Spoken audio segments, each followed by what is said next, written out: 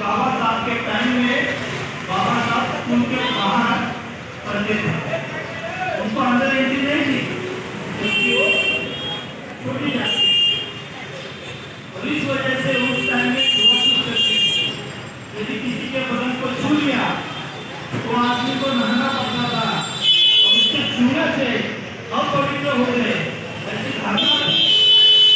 इस वजह से बाबा साहब को स्कूल के बाहर बैठ के पढ़ाई लिखाई करनी, थोड़े बड़े हुए, फिर उसके बाद में बड़े स्कूल में गए।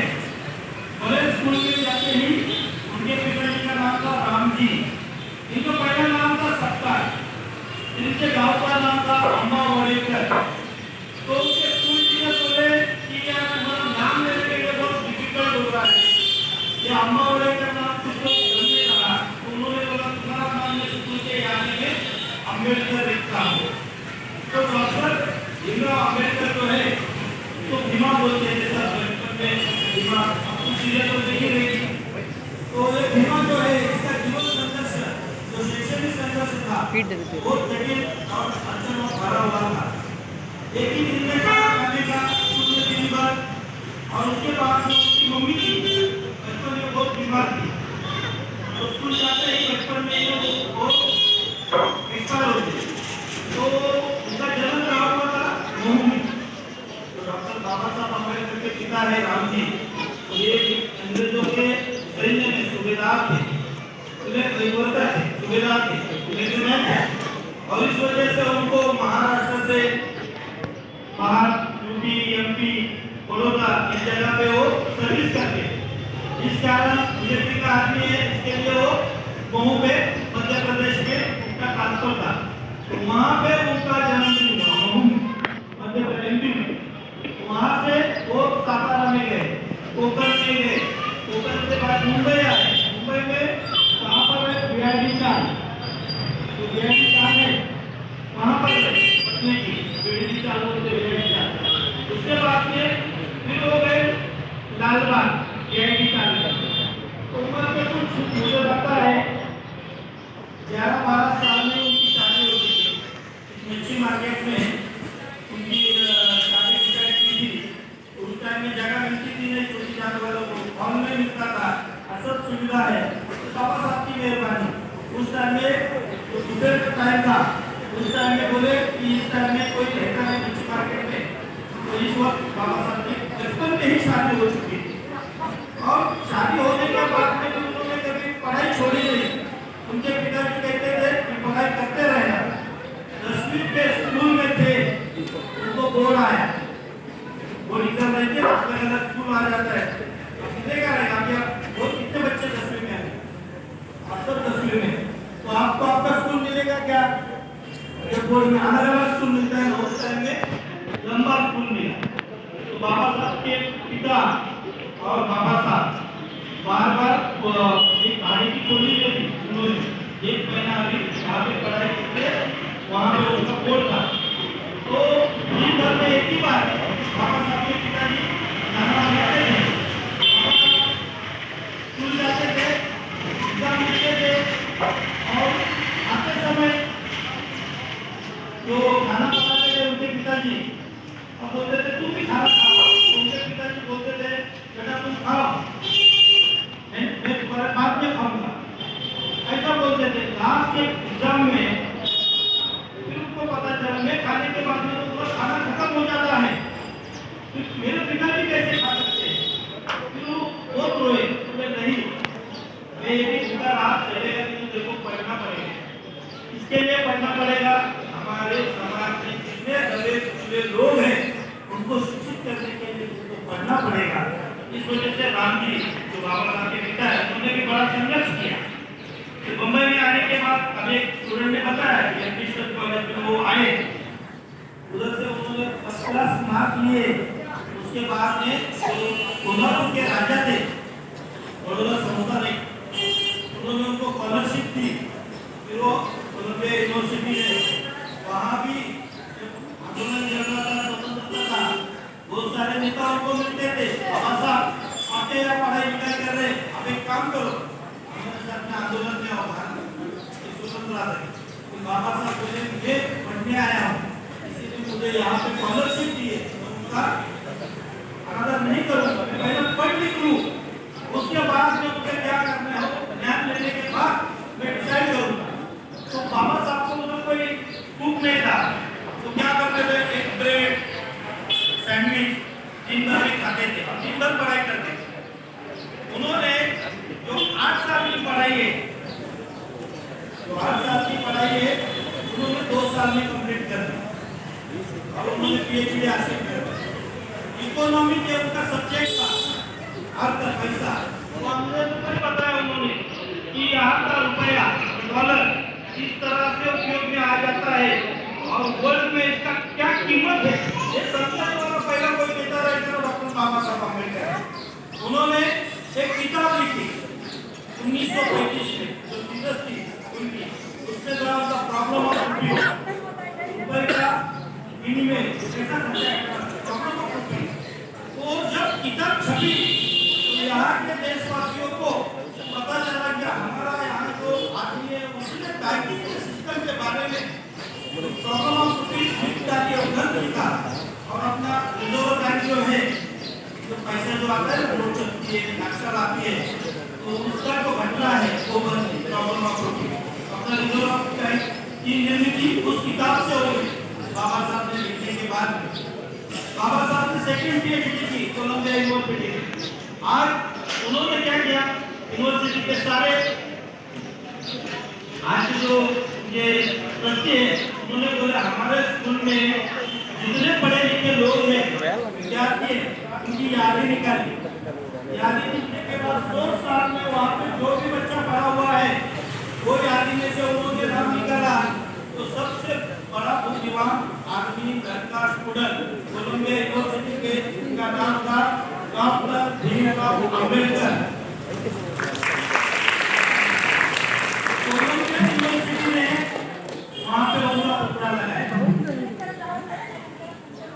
इतना बड़ा बहुमान किसी नेता को भारत के या पाकिस्तान के, अफगानिस्तान के, चाइना जापान के विद्यार्थी को मिला है, वो बाबा साहब को वर्ल्ड बेस्ट मिलेनियम निकले।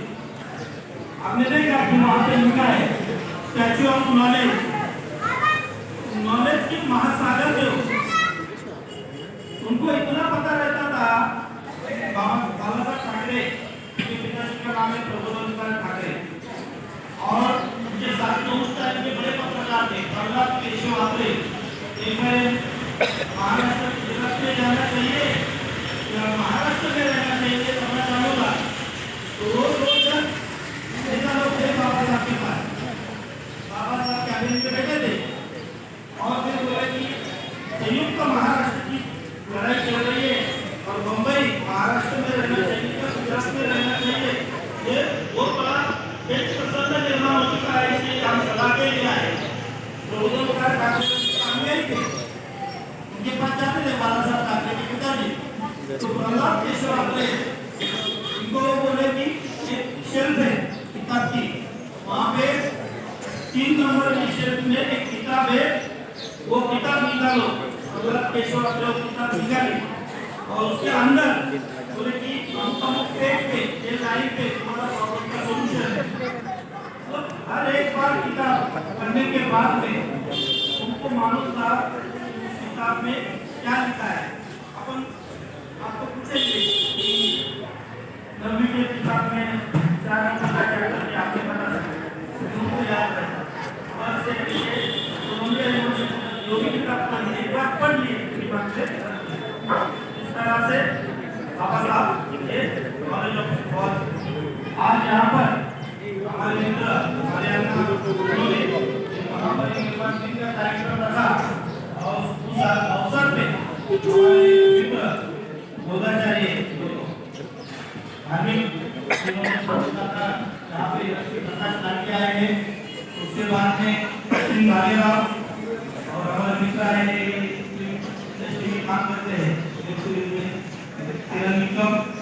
इस तरह ये कार्यक्रम समायोजन यहाँ पे रखा। मैं हरियाणा से आभार व्यक्त करता हूँ कि आज इस महापरिनिर्वाण दिन के अवसर पे विद्यार्थियों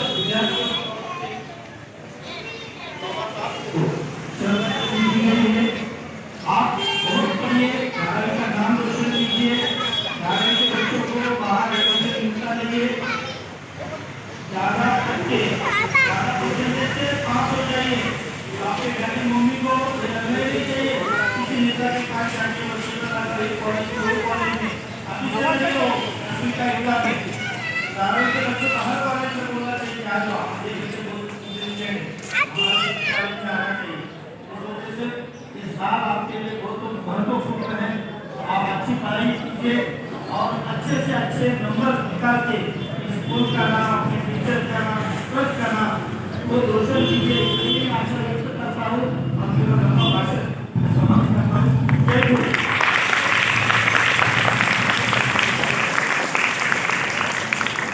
धन्यवाद सर आपले विचार आमच्या विद्यार्थ्यांसाठी नक्की भविष्यात मार्गदर्शन करतील यापुढे शोधाचे काय आहे क्या है तो बताइए आज डॉक्टर बाबा साहब अम्बेडकर का महापरिनिर्वाण आज के दिन का मृत्यु हो गया था और इस वजह से आपको पता है उन्होंने अपने जीवन काल में कितना संघर्ष किया ठीक है। आज जब आप स्कूल में आते हो तो आपको बैठने के लिए अच्छा बेंच है बराबर हवा खाने के लिए पंखा है पढ़ाने के लिए अच्छे उनका टीचर है बराबर आपके बाल काटने वाला नाई है आपको साफ सुथरे कपड़े देने वाले माँ बाप हैं। अगर सोचिए आपके साथ ऐसा हो कि आपको स्कूल के बाहर बिठाया जाए आपको टीचर पढ़ाए यहाँ तक कोशिश करिए कि वो जो पढ़ा रहे हैं उसकी आवाज तक आपके पास ना आए यानी कि आपको कुछ समझ में ना आए आपको सार्वजनिक नलके से पानी न पीने दिया जाए आपका स्पर्श न हो तो ऐसे हालात में आप अच्छी शिक्षा प्राप्त कर सकते हो आप अच्छी शिक्षा प्राप्त कर सकते हो अच्छी तरीके से पढ़ाई कर सकते हो नहीं कर सकते। ऐसी प्रतिकूल परिस्थिति में जब लोगों को स्पर्श तक नहीं चलता था जब लोगों को शुद्र की परछाई तक नहीं चलती थी ऐसी परिस्थिति में डॉक्टर बाबा साहब अम्बेडकर ने दुनिया के सबसे बड़ी यूनिवर्सिटी में पढ़ाई कर अपने देश का संविधान लिखा। जैसे संजय सर ने बताया ना हमको कि बाबा साहब ने क्या क्या संघर्ष किया महिलाओं के लिए बच्चों के लिए शूद्रों के लिए दलितों के लिए आपको पता है उन्होंने पढ़ाई किसकी की है जो वो कोलंबिया यूनिवर्सिटी पढ़ने के लिए जब गए थे तो बड़ौदा के महाराज इन्होंने लाइब्रेरी में पढ़ा करते थे दिन में सिर्फ एक बार खाना खाना है क्योंकि पैसे नहीं थे पढ़ाई करनी है जितने में पैसा आता था उसमें से थोड़ा पैसा अपने घर के खर्चे के लिए भी भेज दिया करते उनकी पत्नी यहाँ पर रवाई जो थी तो थोड़े थोड़े पैसे में अपना परिवार संभालने का काम करते एक बार वो लाइब्रेरी में पढ़ाई कर रहे थे और एक कोने में जाकर वो उनकी जेब में बेल रखा करते थे बेल समझते हैं लोग सुबह हम लोग नाश्ते में बेल खाते थे तो वो बेल का पीस अपने कोट में लेके चलते थे ताकि जब भी कभी भूख लगे तो वो बेल का टुकड़ा निकाले और खाए खाते वक्त जब उनको लाइब्रेरियन देखता है और उनको बोलता है कि तुमको समझ में नहीं आता है लाइब्रेरी में खाना मना होता है तो वो कहते हैं कि सर मुझे माफ कीजिए मुझे पता है लेकिन मेरे पास खाने के लिए पैसा नहीं होता है लेकिन मेरे पास जो थोड़ा बहुत पैसा बचता है उसमें से मैं ब्रेड खरीदता हूँ और जैसे मुझे वक्त मिलता है वैसे मैं वो थोड़ा करके खाता हूँ।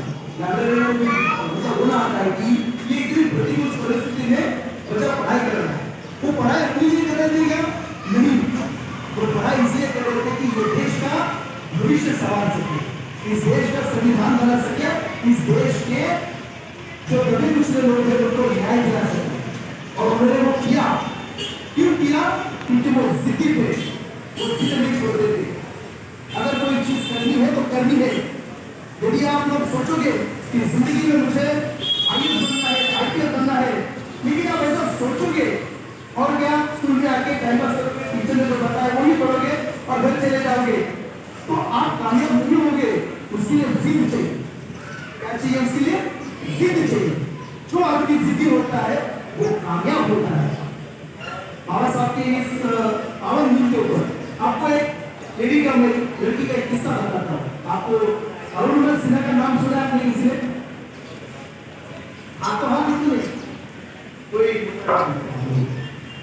अरुणिमा सिन्हा का नाम सुना आपने किसी ने हाँ अरुणिमा सिन्हा एक कॉलेज में बसने वाली लड़की थी। वो उत्तर प्रदेश के अमृतसर में रहने वाली लड़की थी और दिल्ली में कॉलेज के लिए पढ़ने जाती थी। ट्रेन से सफर करती थी। सब लोग ध्यान से स्टोरी सुनना, सब लोग ध्यान से सुनना, स्टोरी सुनना। जिसको जिंदगी में कामयाब होना है उसको ध्यान से सुनना। अभी मैंने सुना ये यूपी के अम्बेडकर नगर से दिल्ली में पढ़ने के लिए जाती थी। एक रोज जब वो ट्रेन से सफर कर रही थी, घर आ रही थी, तो गरदुल्ले बोले अपने तो गरदुल्ले लोगों को मालूम है। ऐसे गरदुल्ले लोगों ने उसको अकेला चेन थी, वो चेन छीनने के लिए उसके साथ हाथापाई की और उसे पटरी से फेंक दिया। उसको पटरी से फेंक दिया। पटरी से ट्रेन से गिरने के बाद उसका एक घाव कर गया। वो रात भर वहां पर पड़ी रही, किसी का ध्यान नहीं गया। उसके पेट के पास को कीड़े मकोड़े चूहे रात भर खा रहे थे। वो जिंदगी की जंग लग रही थी, जिंदगी की जंग लग रही थी कि मैं मर जाऊंगी, गले हो जाऊंगी। लेकिन उसका नसीब अच्छा था, किसी की नजर पड़ी और उसे सुबह और एम्स दिल्ली में जो हॉस्पिटल है वहां पर एडमिट किया गया। एडमिट करने के बाद उसको जब होश आया तो डॉक्टर ने कहा कि तुम बहुत भाग्यशाली हो कि तुम बच गए। उसने अपने आप से सोचा कि मैं ट्रेन से गिर गई, मेरा पैर कट गया, मेरे पैर को चूहे खा रहे थे, कीड़े मकोड़े खा रहे थे। यदि मैं जिंदा बची हूँ तो कुछ करने के लिए जिंदा बची हूँ। अगर कुदरत ने मुझे जिंदा रखा है तो किसी अच्छे काम के लिए या किसी बड़े काम के लिए जिंदा रखा है। इसलिए सोचा कि मैं माउंट क्लाइंबिंग करूंगी। माउंट पर चलना। उसने सोचा जब उसका एक पैर कटा है, वो एक पैर कटे हुए इससे वो सोचती है कि मैं माउंट क्लाइंबिंग करूंगी। और उसकी जिद ने एक दिन उसको माउंट क्लाइंबिंग एवरेस्ट सर किया। उसने उसके 7 पीक जो है उसने कामयाबी से सफलता से पार किए। आज इसका नाम पूरी दुनिया में। आदमी दिमाग से अपन हो सकता है, आदमी शरीर से अपन हो सकता है, लेकिन सोच से अगर आदमी अपन हो गया तो जिंदगी में कुछ नहीं कर सकता। बाबा साहब का हमारे साथ में बड़ा आदर्श है। बाबा साहब के आपकी जो इच्छा होगा, जो भी सामना होगा उसको पालो और उसको प्रति सिद्ध करो। कामयाबी आपके कदम में नमस्कार जय।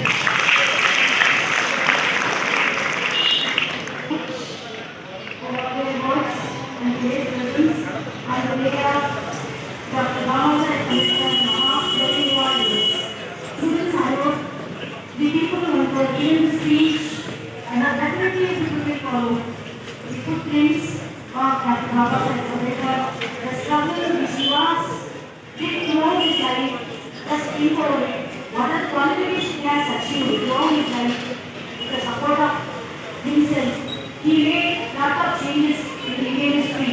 Like rightly said, the people who aligned with your brains, definitely follow out the things. Nowadays you are getting everything. The only thing is you have to follow, you have to study, you have to achieve something. You have to fulfill the dreams of your parents so that you can stand on your own feet without bothering, without standing in front of everybody else with brand. When you are getting education, you can educate others. So trying to fulfill all your dreams of your parents and for the betterment of the society and for your well-being. Hope you all will follow these words in your future.